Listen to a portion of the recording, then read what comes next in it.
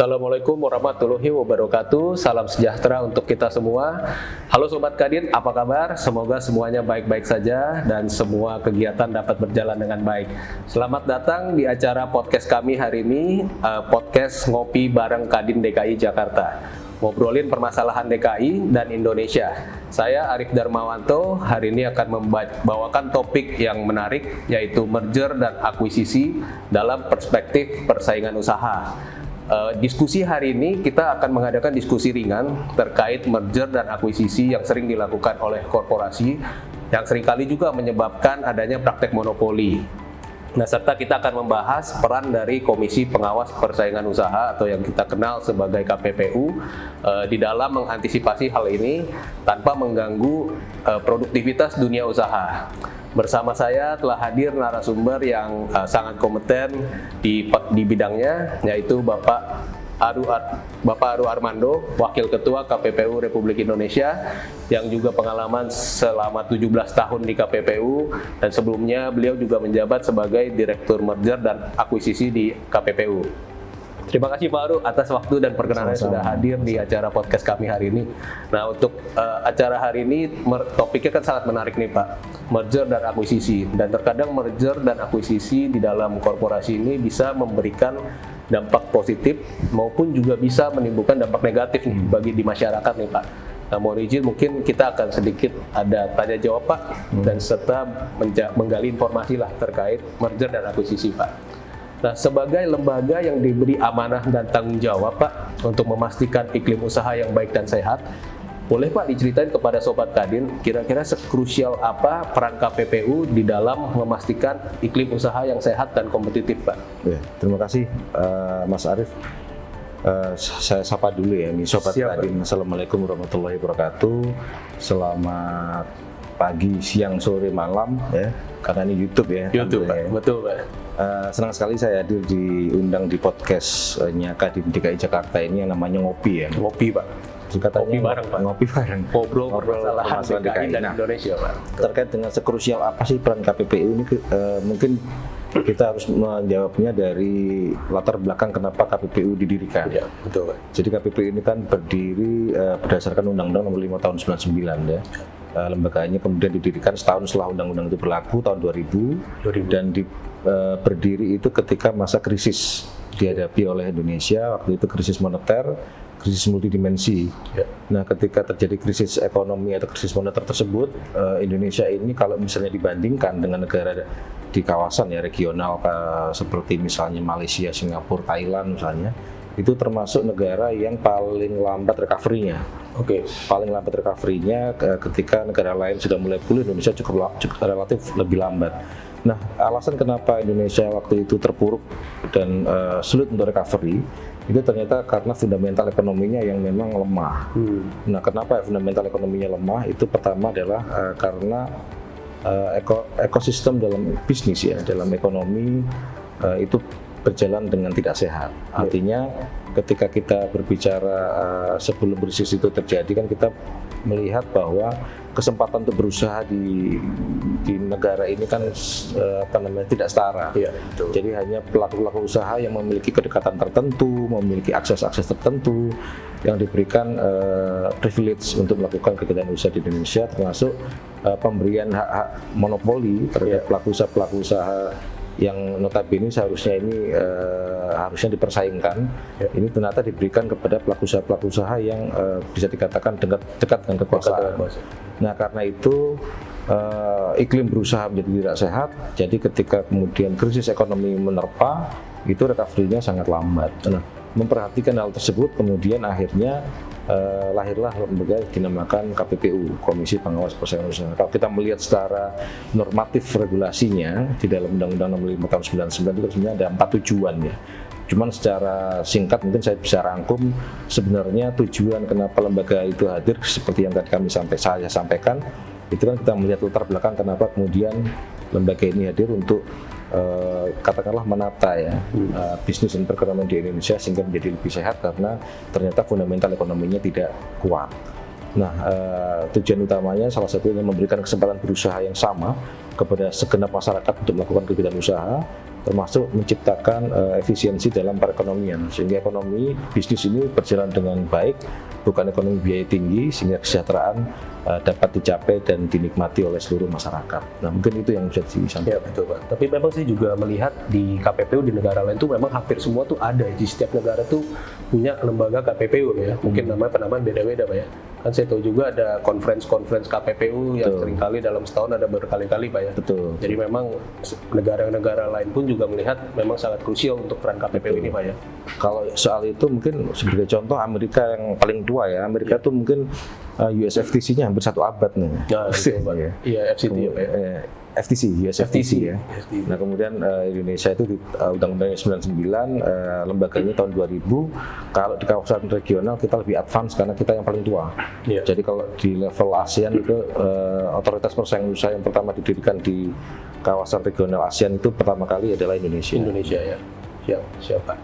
Kira-kira seperti apa Pak contoh persaingan yang tidak sehat dan lazim yang sering ditemui di Indonesia Pak? Ya mungkin kalau kita lihat data statistik ya mungkin sama dengan yang kalau kita lihat lembaga sebelah ya. Misalnya KPK, Komisi Pemberantas Tindak Korupsi itu mirip datanya. Jadi kalau misalnya di KPK itu kan sekitar 60-70% perkara yang ada di KPK berkaitan dengan pengadaan barang dan jasa. Di KPP juga seperti itu. Jadi data statistiknya itu relatif hampir sama ya. Hampir 60-70% kasus yang kami tangani itu masih berpusar pada kasus terkait dengan pengadaan barang dan jasa pemerintah. Jadi itu yang lazim, termasuk walaupun kasus-kasus yang lain cukup banyak ya. Misalnya contoh, mungkin Sobat Kadin pernah mendengar yang namanya kartel ya, bukan kartel narkoba tapi ini ada kartel-kartel komoditas misalnya ya, komoditas pangan, kemudian kita berbicara kartel ban mobil, pernah kita tangani, kemudian kartel skutik ya, Yamaha Honda juga kita tangani, kemudian termasuk juga perkara lain seperti yang kita bicarakan hari ini, topiknya merger akuisisi juga beberapa juga kita tangani terkait dengan merger dan akuisisi. Betul Pak. Termasuk predatory pricing juga Pak ya? Beberapa predatory pricing kita pernah tangani, termasuk ketika rame-rame yang kemarin marketplace ya, itu juga ya itu Pak. Ya. Ternyata Pak di aktivitas merger dan akuisisi ini termasuk bentuk aktivitas yang dapat menimbulkan praktek monopoli Pak. Dan hal tersebut kan juga menjadi ranahnya KPPU dalam memastikan praktek monopoli itu tidak terjadi Pak. Seperti apa Pak mekanisme pengawasan atau langkah preventif KPPU dalam mencegah hal tersebut Pak? Ya, sebelumnya mungkin perlu dijelaskan secara singkat apa itu merger akuisisi.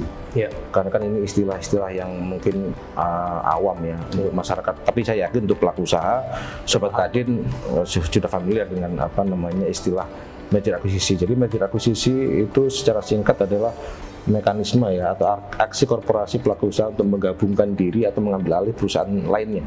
Sehingga dengan demikian mereka menjadi lebih besar. Ya, ketika mereka menjadi lebih besar, ini pangsa pasarnya menjadi lebih besar. Ketika pangsa pasarnya menjadi besar, ini market powernya gede. Betul. Nah, ketika market powernya menjadi besar, potensi untuk dia mendistorsi pasar, melakukan praktek monopoli dan persaingan usaha tidak sehat itu menjadi lebih leluasa. Ya. Nah, sehingga ini yang kemudian diawasi oleh KPPU. Yang tadi kalau ditanyakan apa yang dilakukan preventif oleh KPPU, ini kami namakan dengan mekanisme merger control. Jadi mekanisme merger control adalah KPPU melakukan penilaian atas notifikasi yang dilaporkan ke KPPU atas aksi korporasi itu, apakah aksi korporasi merger akuisisi ini berpotensi untuk menimbulkan praktek monopoli dan persaingan usaha yang tidak sehat atau tidak. Nah, ketika itu berdasarkan penilaian KPPU itu ditemukan ada indikasi itu, maka KPPU bisa memberikan beberapa opsi sebenarnya. Ya. Nah, kalau kita berbicara merger akuisisi ini kan merger akuisisi yang dilaporkan ke KPPU ya. Pertama opsinya adalah KPPU kan menerima laporan itu ya, notifikasi, artinya tidak ada masalah dengan aksi korporasi tersebut, go ahead ya, go. Kemudian yang kedua itu diterima namun dengan catatan. Artinya setelah ada penilaian KPPU melihat ada potensi, maka harus ada namanya remedies ya, syarat-syarat tertentu, perilaku tertentu yang harus dilakukan oleh mereka sehingga ini bisa menjamin ke depannya, bukan menjamin, paling nggak menjaga ke depannya tidak terjadi praktek monopoli dan persaingan usaha tidak sehat. Yang ketiga, menolak. Jadi ketika KPPU menerima ada notifikasi merger akuisisi ke kantor kami nilai kemudian ini potensinya luar biasa, berpengaruh, itu KPPU bisa menolak, membatalkan ya, merger akuisisi yang dilaporkan KPPU. Ya, kalau menolak artinya tidak bisa dilakukan untuk ini dan mereka harus cari cara lain. Jadi harus membatalkan aksi korporasinya. Nah itu memang problem Mas Darmawan, karena kan memang mohon maaf ini ya, kalau kita ibaratkan istilahnya itu kan di KPPU di Indonesia, notifikasi merger akuisisi ini mekanismenya adalah post notification. Post itu artinya setelah kan, jadi setelah mereka melakukan merger akuisisi, mereka baru lapor ke KPPU, ke Otoritas Persaingan Usaha. Sementara di belahan negara lain di dunia, KPPU di negara-negara yang lain itu hampir semuanya menerapkan mekanisme pre-merger notification. Artinya sebelum mereka merger akuisisi, mereka lapor dulu nih, boleh atau enggak, ibarat kata mungkin istilahnya ya, mohon maaf ini istilahnya, ketika sebelum menikah mereka lapor dulu, info dulu. Nah, lapor dulu, Pak KPPU, ini saya mau menikah nih, si Fulan dan si Fulanah, boleh nggak gitu ya. Nah kalau KPPU beda nih, karena kan post. Mereka kawin dulu, mereka lapor. Pak KPPU, saya Fulanah, kami kami sudah menikah, boleh nggak? Tinggal disahkan gitu. Tapi kan kalau misalnya KPPU suruh cerai kan susah. Maksudnya impact-nya kan besar ya. Nah itu perbedaan mekanisme post dan pre. Di Indonesia masih pakai mekanisme post, sementara hampir di seluruh dunia pakai mekanisme pre. Siap. Jadi kalau melihat dari sudut pandang awam nih Pak, terkadang situasi monopoli itu tidak dapat dihindarkan Pak. Sebagai contoh di daerah remote area lah Pak, misalkan hanya ada satu provider layanan telekomunikasi, apakah itu termasuk dalam ranah KPPU nih Pak? Nah menarik Mas Arief ya pertanyaannya. Jadi ini juga sekaligus juga ingin menjelaskan kepada masyarakat supaya tidak salah mengerti terkait dengan definisi monopoli. Jadi seolah-olah itu monopoli dilarang oleh KPPU, dilarang oleh Undang-Undang Nomor 5 Tahun 99. Tapi sebenarnya tidak. Monopoli ini tidak dilarang. Silakan Anda menjadi besar, silakan Anda menguasai pangsa pasar itu 70, 80, 90, 100% silakan. Yang penting Anda melakukan itu dengan cara yang baik ya, yang benar. Nah, setelah Anda menjadi berposisi sebagai monopolis istilahnya ya, itu tidak boleh menggunakan market power Anda untuk mendistorsi pasar. Mendistorsi pasar itu artinya apa? Misalnya nih ya, karena dia monopolis, dia akan melakukan upaya untuk melakukan entry barrier, yang menghambat pelaku usaha pesaingnya untuk masuk. Wah ini saya sebagai monopolis, saya harus mempertahankan posisi saya sebagai monopolis. Kalau ada pesaing baru masuk, saya akan tahan gitu ya, saya akan melakukan entry barrier, itu nggak boleh. Termasuk juga melakukan praktek monopoli yang sifatnya mendistorsi pasar ke bawah ya, secara vertikal, artinya dia merugikan konsumen, misalnya dia menerapkan harga jual produk barang dan atau jasanya dengan angka yang eksesif ya, sehingga itu kan merugikan konsumen. Jadi artinya sebenarnya monopoli ini tidak dilarang. Yang dilarang adalah praktek monopolinya. Praktek monopolinya terjadi manakala pelaku usaha monopolis ini menggunakan market power-nya yang gede itu untuk mendistorsi pasar tadi. Oke, betul Pak. Berarti sama halnya seperti kalau di remote area ada satu mode transportasi Pak, karena remote dan maskapai. Bahkan monopoli itu kan ada monopoli alamiah misalnya by law ya. Misalnya diberikan kepada BUMN. Boleh. Misalnya monopoli dilakukan oleh Pertamina, monopoli dilakukan oleh PLN, sepanjang itu memang perintah perundang-undangan, monopoli by law, KPPU diperbolehkan atau dikecualikan. Siap Pak. Umumnya Pak, korporasi kan melakukan merger, salah satunya tujuan itu untuk melakukan efektivitas bisnis proses Pak. Tentunya dengan ada pengawasan dari KPPU, bisa jadi dilihat dari sisi korporasi dapat menghambat upaya efektivitas tersebut Pak. Bagaimana KPPU memastikan bahwa peraturan yang dibentuk itu tidak menyulitkan korporasi Pak? Oh iya, jadi memang pertama harus kita sampaikan bahwa mekanisme untuk melakukan notifikasi merger akuisisi kan diatur oleh undang-undang. Nah, filosofinya kenapa ini diatur seperti yang tadi kita bahas ya, bahwa sebenarnya merger akuisisi ini aksi korporasi yang biasa, tapi menjadi tidak biasa kalau dia berpotensi mengakibatkan praktek monopoli dan persaingan usaha tidak sehat. Untuk itu, maka pelaku usaha ketika melakukan aksi merger akuisisi perlu wajib untuk melaporkan aksi korporasinya ke KPPU untuk KPPU nilai apakah merger akuisisinya ini berpotensi melanggar atau tidak. Nah, oleh karena itu juga ada mekanisme yang diatur di dalam regulasi yang mengatur bahwa ketika pelaku usaha yang wajib ya memenuhi kriteria wajib notifikasi itu tidak lapor ke KPPU, maka ada potensi denda keterlambatan yang bisa dikenakan Sanksi. oleh mereka kepada negara. Jadi didenda oleh KPPU untuk masuk ke kas negara. Iya. Jadi keterlambatan 1 hari mereka melaporkan notifikasi ke KPPU itu denda sehari 1 miliar, 2 hari 2 miliar, sampai maksimal 25 miliar gitu. Besar banget Pak. Ya. Nggak besar juga, tapi lumayan lah untuk pelaku usaha kan. 1 hari 1 miliar Pak. Terlambat notif Ya. bisa didenda sedemikian besar. Jadi memang harapannya pelaku usaha itu tidak terlambat ya, comply, dan saya senang ini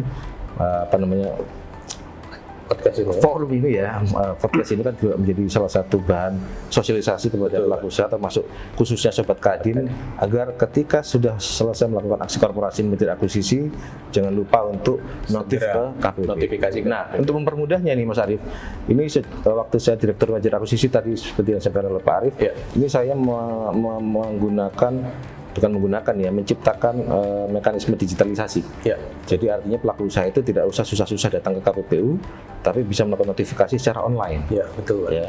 Jadi kalau dulu itu notifikasi merger akuisisi, yang namanya merger akuisisi perusahaan gede itu pasti dokumennya luar biasa banyaknya kan. Ya. Wah, bisa ibaratnya kalau istilah lebaynya itu segunung gitu ya.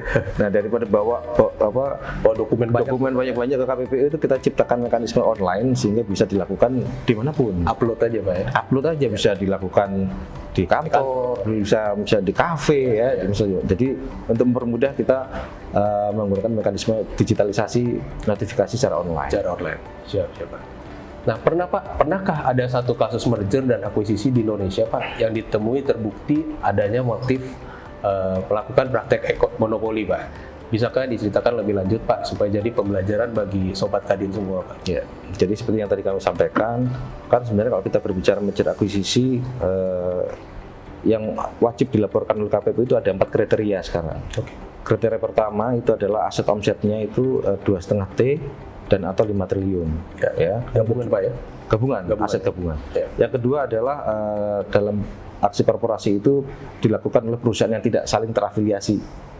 Oke, Pak. Yang ketiga, terjadi perubahan kendali akibat merger dan akuisisi. Yang keempat, aset dan omset pelaku usaha yang terkait itu adalah aset dan omset yang ada di Indonesia. Nah, 4 persyaratan ini sifatnya kumulatif. Artinya empat-empatnya harus terpenuhi. Jadi kalau satu tidak terpenuhi, maka mereka tidak wajib untuk notif. Tapi kalau misalnya 4 terpenuhi, maka mereka wajib untuk notifikasi. Nah, ketika mereka sudah memenuhi kriteria wajib notifikasi, mereka kan lapor ke KPPU nih. Iya. Nah, pada waktu mereka notifikasi ke KPPU kan melakukan penilaian. Iya. Penilaian kita bagi menjadi 2, penilaian awal dan penilaian menyeluruh. Di penilaian menyeluruh ini kita bagi lagi spektrumnya. Kita tetapkan spektrum 1, 2, 3 ya. Spektrum 1 itu kurang dari indeksnya itu kurang dari 1.500 indeks HI, Revenue Engagement Index. Itu nanti bisa dilihat di website KPPU ya.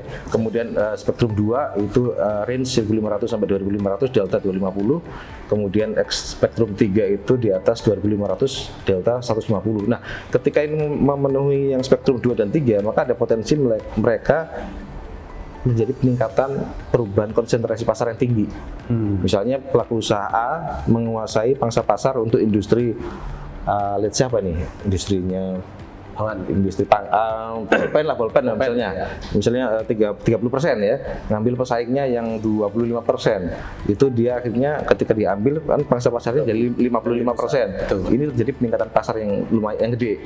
Nah, dengan peningkatan pasar yang besar, mereka kita nilai KPPU menggunakan 9 parameter ya, 9 analisis untuk kita mengetahui apakah ini berpotensi atau tidak. Nah, itu mekanisme yang kita lakukan, mereka seperti itu atau tidak. Nah, dalam pengalaman KPPU selama ini ya, yang masuk ke kriteria penilaian menyeluruh, artinya terjadi peningkatan pasar yang luar biasa dan berpotensi untuk melanggar hukum persaingan usaha, itu tidak lebih dari 2% dari notifikasi yang masuk ke KPPU. Itu sudah ribuan ya. Iya. Jadi nggak sampai 2% Mas Arief. Nggak sampai 2%. Jadi rata-rata setahun itu satu itu aja yang gede-gede ya. Yang maksudnya yang terjadi peningkatan pangsa pasar yang besar. Ya, itu yang menjadi pantauan KPPU Pak ya. Iya, kita pantau. Tapi selama ini memang belum pernah ada sejarah KPPU membatalkan merger akuisisi. Iya. Paling keras ya, tanda kutip, sikap paling keras yang dijatuhkan oleh KPPI itu adalah menerima dengan syarat atau remedis. Jadi diterima, namun ada syarat-syarat tertentu yang harus mereka penuhi sehingga mereka diterima aksi merger akuisisi. Siap Pak. Nah Pak, terkini tuh di bidang ekonomi Pak ya, ekonomi digital, banyak terjadi akuisisi di antara pesaing nih Pak, yang pada akhirnya tercipta kondisi winners takes all Pak. Nah bagaimana pandangan KPPU Pak mengenai hal tersebut Pak? Ya, memang kalau kita berbicara pasar digital sebenarnya bukan hanya KPPU yang concern ya. Iya betul. Kalau kita berbicara otoritas persaingan usaha di dunia, ini menjadi hot topic ya, seluruh otoritas. Semua otoritas persaingan usaha termasuk KPPU. Ya. Nah, kalau kita berbicara pasar digital, kita melihat praktek terbaik ya, benchmarking di negara lain, misalnya EU, Uni Eropa, mereka sudah punya yang namanya Digital Market Act, undang-undang pasar digital, ya undang-undang pasar digital, sehingga mereka punya panduan ya khusus di pasar digital. Nah, Indonesia nanti seperti apa? Nah, pertanyaan yang menarik ketika kita kaitkan dengan merger akuisisi, memang ketika kita melihat pasar digital yang the winners takes all, itu memang menjadi salah satu hal yang kita khawatirkan. Karena memang ketika kita berbicara winners takes all, kita berbicara tentang salah satu dampak akibat persaingan usaha tidak sehat di pasar digital, itu yang namanya, misalnya nih ya, itu yang namanya network effect. Ya, network effect. Contohnya apa sih network effect itu? Kan kita punya handphone ya, Mas Darmawan ya. Mas Arif Darmawan. Mas Arif ini punya handphone. Kalau misalnya handphone di seluruh dunia ini atau di seluruh Indonesia ini cuma ada 5 misalnya, punya nilai ekonomis nggak? Nggak ada. Tapi ketika handphone ini dimiliki oleh semua banyak orang, maka handphone itu menjadi salah satu kebutuhan yang dia punya nilai ekonomis. Ya kan? Nah, ketika kemudian punya nilai ekonomis, maka orang akan mencoba untuk menguasai pasar itu. Nah, kalau kita berbicara pasar digital, the winners takes all, itu memang kita berbicara tentang betapa cepatnya pasar itu berubah ketika kita berbicara digital. Kalau kita ngomong soal tadi pangsa pasar di industri pulpen tadi ya, 30-25. Pelaku usaha ini untuk naik saja dari 30% menguasai pangsa pasar 31, 32 itu lama kan? Betul. Tahun-tahun, bukan puluhan tahun, dia mungkin cuma nambah 2%. Kalau bisnisnya konvensional ya. Tapi kalau digital cepat banget. Hitungannya hari, hitungannya jam. Pasar itu bisa berubah sedemikian rupa sehingga kemudian karena cepatnya yang namanya pasar berubah, yang kita namakan dengan dynamic market, itu mengakibatkan yang tadi potensi terjadinya the winners takes all itu menjadi sangat berbahaya karena dia bisa betul-betul menguasai semua pasar di situ ya, tanpa ada pesaing, tanpa ada reserve ya. Sehingga kemudian memang PR besar bagi otoritas persaingan usaha bagaimana kemudian memantau persaingan di pasar digital termasuk di menjadi akuisisi seperti yang tadi disampaikan oleh Mas Arief. Memang betul ada kecenderungan di dunia ya, di pasar digital merger akuisisi untuk digital itu diambil untuk hanya sekedar dimatikan. Iya betul Pak. Iya, jadi ada startup baru muncul akuisisi.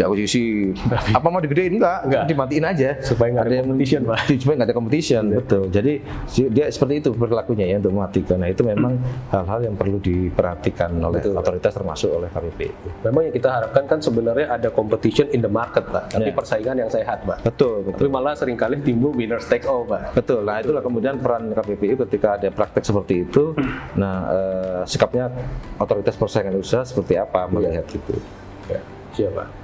Nah, KPPU ini kan tadi Bapak sudah sebutkan Pak, sudah memiliki perangkat berupa notifikasi merger Pak dan akuisisi Pak. Boleh diceritakan Pak mekanismenya seperti apa supaya Sobat Kadin dapat belajar langsung Pak mengenai hal tersebut. Oke, terima kasih. Ini sekaligus juga sosialisasi kita ya. Betul. Jadi seperti yang tadi kami sampaikan di awal bahwa KPPU sudah memperkenalkan konsep notifikasi merger akuisisi ini secara online. Itu sekitar 2 tahunan ya, hampir 2 tahun lah. Nah, itu bisa diakses di laman notifikasi.go.id. Ya, jadi nanti dipersiapkan dokumen-dokumen yang dipersyaratkan. Jadi untuk diupload di website KPPU. Nah, satu lagi yang ingin kami sampaikan bahwa sekarang notifikasi ke KPPU ini berbayar. Oh, berbayar. Siap. Artinya diatur dalam peraturan pemerintah bahwa notifikasi yang dilakukan dan dinotifikasi ke KPPU itu diatur mekanisme pembayarannya itu antara 100 sampai 150 juta per notifikasi. Per notifikasi. Jadi diakses laman notifikasinya untuk mendapatkan semacam username ya, untuk login, untuk dapat melakukan aksi lebih lanjut. Nanti setelah itu akan diarahkan oleh sistem untuk melakukan proses pembayaran. Nah, proses pembayaran ke kas negara tentunya ya, bukan ke KPPU. Ke kas negara. Kemudian bukti itu yang kemudian juga ikut diunggah untuk diperiksa oleh tim KPPU. Nah, tapi ketika kemudian diperiksa oleh tim KPPU, tadi kan saya cerita bahwa tidak semua notifikasi ini wajib lapor, ya kan? Hanya notifikasi merger yang memenuhi 4 kriteria yang wajib lapor.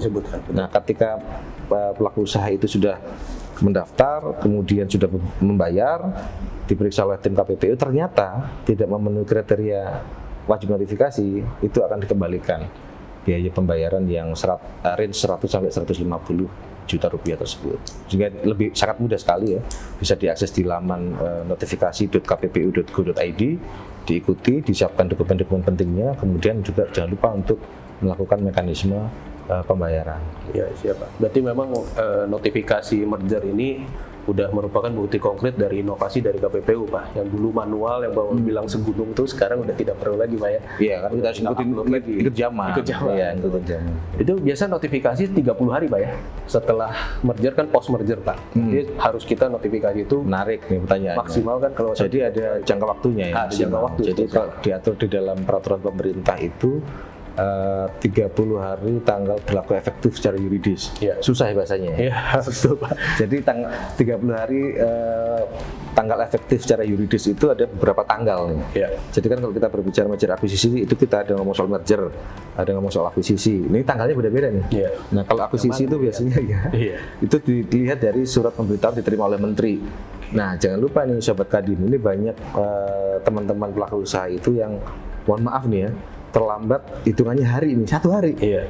Karena salah memahami pengertian di dalam peraturannya. Iya. Jadi kan 30 hari itu sejak, Mas Arief. Sejak. Bukan setelah. Bukan, iya. Jadi sejak dan setelah kan beda nih ya. Beda, betul. Jadi ketika misalnya nih surat pemberitahuan diterima oleh menteri itu tanggal 1. Sekarang tanggal berapa nih? 12 ya? Sorry Pak, 16. Sangat tes saja sebenarnya. 16. Tanggal 16 Juli misalnya. Surat diterima oleh menteri, pemberitahuan diterima oleh menteri, maka tanggal 16 nih hari ini itu dihitung 1. Teman-teman biasanya beberapa itu ngitungnya besoknya baru 1. Iya. Sehingga akhirnya apa yang tadi telat 1 hari. Nah, saran kita, dari kami juga ya, jangan mepet-mepet. Iya. Jadi kalau misalnya sudah melakukan merger akuisisi, segera untuk lapor ke KPPU. Datang aja, Pak, konsultasi ya, sekedar tanya, konsultasi. Bapak Ibu, kami sudah melakukan merger akuisisi, ini kira-kira kami wajib notif atau enggak, nanti pasti akan diarahkan oleh teman-teman di KPPU. Dan juga kan responnya saya lihat cukup cepat Pak ya. Artinya setelah kita laporkan juga kan sekitar 3 hari, 4 hari pun sudah ada respon balik. Ya, insya Allah kita akan terus improve ya, kan bentuk pelayanan kepada masyarakat. Betul Pak, ya setidaknya sudah lebih cepat dan sudah lebih efektif Pak ya. Siap. Menurut Bapak, apakah senjata yang dimiliki KPPU atau regulasi yang sudah ada ini cukup untuk mendukung kerja KPPU, Pak? Kalau belum, kira-kira apalagi yang perlu kita perkuat, Pak, agar KPPU dapat bekerja secara maksimal, Pak? Senjata? Wah, kita nggak ngomong senjata lah ya. Kita ngomong soal apakah kewenangan yang dimiliki oleh KPPU cukup gitu ya. Betul. Ibaratnya ya. Jadi memang kalau kita berbicara masalah tanda kutip tadi senjata, kan kita berbicara masalah kewenangan ya. Apakah kewenangan yang di KPPU itu cukup? Kalau kita berbicara kewenangan, maka kita berbicara regulasi, peraturan perundang-undangan yang mengatur terkait dengan KPPU itu apakah sudah cukup memberikan kewenangan seperti yang tadi disampaikan oleh Mas Arief. Jadi perlu tadi Mas Arief ingat ya, Sobat Kadin juga tadi kita sampaikan bahwa Undang-Undang KPPU tahun berapa? 5 tahun 99. Jadi undang-undangnya tahun 99, sekarang tahun 2024. Ya.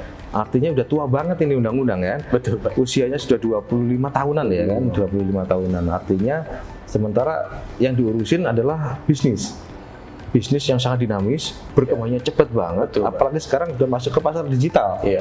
Nah, bisa dibayangkan kan, kalau kita berbicara regulasi yang udah tanda kutip usang, harus mengikuti tren bisnis. Tren bisnis, dinamika bisnis yang sedemikian cepat, maka yang dilakukan adalah improve kan, penyesuaian. Nah, kalau misalnya ditanyakan apakah sudah cukup, kami sebagai pelaksana undang-undang ya tidak boleh mengeluh, tetap harus dilaksanakan itu ya kan, berdasarkan kewenangan yang dimiliki. Walaupun memang hampir setiap tahun ya, perlu diketahui Mas Arief dan juga Sobat Kadin, ini hampir setiap tahun amandemen undang-undang ini menjadi program kerja KPPU.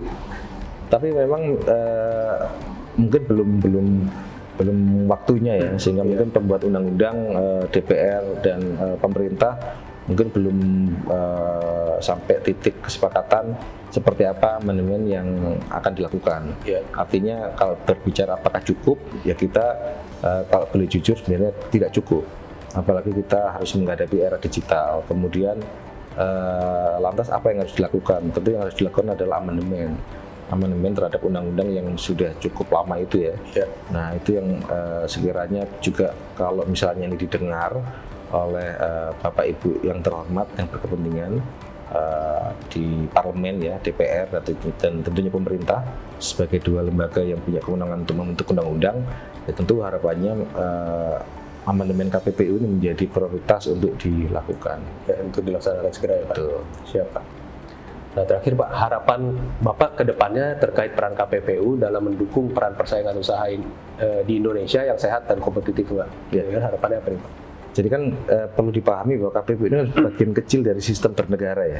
Ya, bagian kecil saja sebenarnya. Kita ada eksekutif ya, presiden dengan menteri-menterinya, kemudian kita punya parlemen ya, yang punya 3 kewenangan budgeting, legislasi, dan pengawasan, termasuk juga lembaga-lembaga negara yang lain.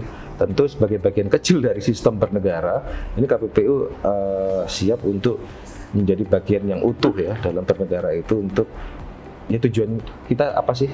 Tujuan KPPU dengan tujuan berdirinya negara ini sama, yang ada di dalam pembukaan Undang-Undang Dasar 1945 alinea keempat. Tujuan utamanya kan sebenarnya kan untuk mensejahterakan masyarakat. Jadi artinya KPPU siap untuk berperan di situ, siap untuk melakukan koordinasi dan kolaborasi dengan seluruh stakeholders dalam hal ini baik pemerintah, DPR maupun tentu saja masyarakat pelaku usaha untuk melakukan atau melaksanakan mewujudkan kesejahteraan masyarakat yang dijadikan cita-cita nasional Indonesia. Nah caranya apa? Salah satunya seperti yang tadi kami sampaikan, mohon agar amandemen Undang-Undang 65 tahun 1995 segera dilakukan dan menjadi prioritas. Siap Bapak. Semoga KPPU bisa terus maju Pak. Amin. Dan memberikan yang terbaik untuk mengawal kemajuan bangsa dan negara Pak. Amin. Tidak terasa sudah di ujung acara. Terima kasih Pak waktunya sudah berkenan hadir. Semoga Bapak sehat selalu dan sukses selalu. Salam hormat untuk Pak Ketua dan Bapak Ibu komisioner lainnya di KPPU. Buat teman-teman Kadin, sobat-sobat Kadin yang sudah bergabung, jangan lupa follow Instagram kita di @kadindkijakarta serta @kadin.indonesia.official untuk informasi seputar Kadin lainnya. Buat teman-teman pengusaha yang belum bergabung bersama Kadin, mari jangan ragu untuk bergabung bersama Kadin, karena Kadin banyak manfaatnya, antara lain bisa menambah jejaring networking dalam bisnis.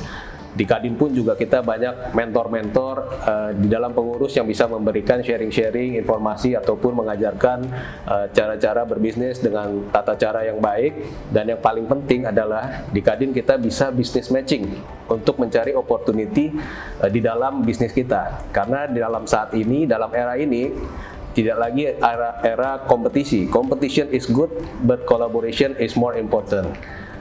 Sekian dari saya, terima kasih. Mari kita berkadin.